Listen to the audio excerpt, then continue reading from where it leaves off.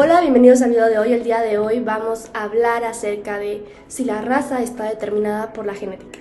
Comencemos. La idea de diferenciación de razas pudo haber surgido en la época del imperialismo, con el encuentro de poblaciones indígenas en América, África y Asia, lo que generó una necesidad de clasificar, categorizar a estos nuevos grupos humanos. Esta clasificación estuvo ligada a la justificación de la conquista, la explotación y la esclavitud. Las diferencias físicas fueron tomadas como signos de inferioridad intelectual, moral y cultural, legitimizando la dominación europea. Comencemos con la primera pregunta. ¿Consideras que existen razas determinadas por su genética?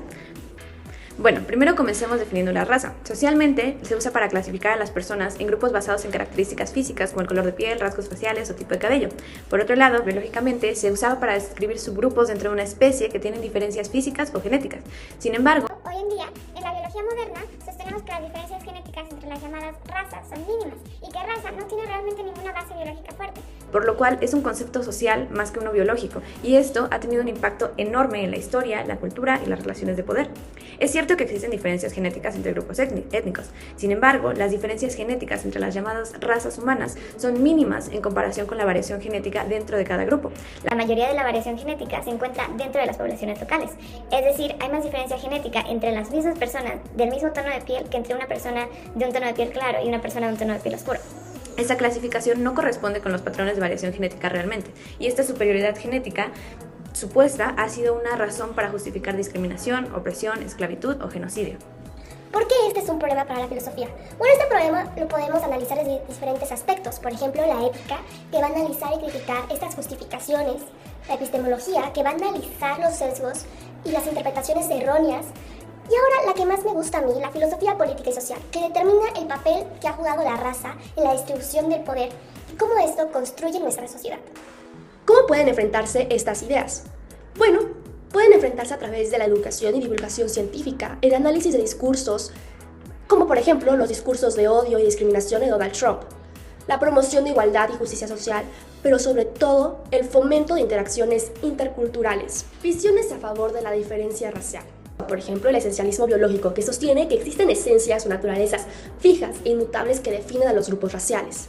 También el determinismo biológico, que argumenta que las características de los grupos están predeterminadas por su biología racial. Bueno, ahora veamos las visiones en contra de la diferencia racial.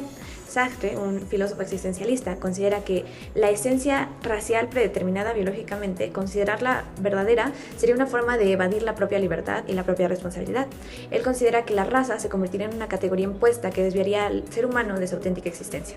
Por otro lado, Frantz Fanon, un filósofo de liberación, desmantela las justificaciones científicas del racismo y muestra cómo la categoría de raza se utiliza para deshumanizar y para oprimir.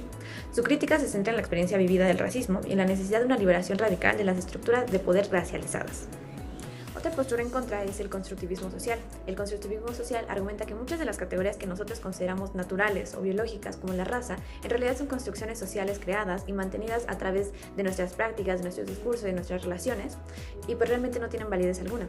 Por otro lado, el igualitarismo moral afirma que todos los seres humanos poseemos la misma dignidad y merecemos el mismo respeto y consideración, sin importar nuestro origen o nuestra apariencia física. Uno de estos filósofos que defienden esta visión es Immanuel Kant. Partimos desde el concepto de raza. Es una construcción social que ha sido utilizada para justificar una supuesta superioridad racial o genética. Con ello justifica injusticias y actos dolosos. Este concepto ha sido sumamente mal empleado y es incorrecto biológicamente, por lo cual debería promoverse su desuso. Para finalizar, hay que reconocer que la diferencia genética entre grupos étnicos existe, pero existe así como las diferencias en el idioma o en la cultura, y esta diferencia no hacen superior o inferior a ninguno de estos grupos, sino que simplemente nos hacen seres humanos más diversos.